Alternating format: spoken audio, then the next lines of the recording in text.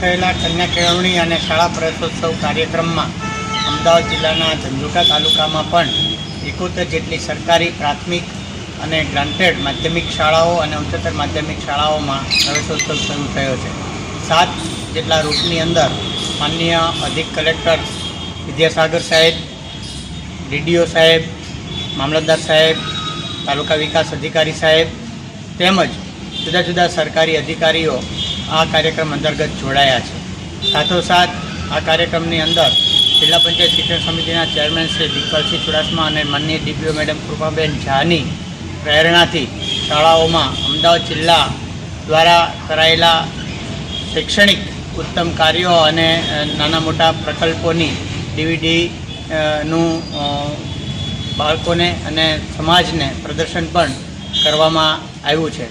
સાથે સાથે શાળાઓની અંદર એસએમસી અને એસએમડીસીને પ્રોત્સાહન મળે એ હેતુસર સામાજિક આગેવાનો જોડાયા છે। આજરોજ ખેદરા પ્રાથમિક શાળામાં માનનીય ધારાસભ્ય શ્રી કાળુભાઈ ડાભીની પણ પ્રેરક ઉપસ્થિતિ રહી છે।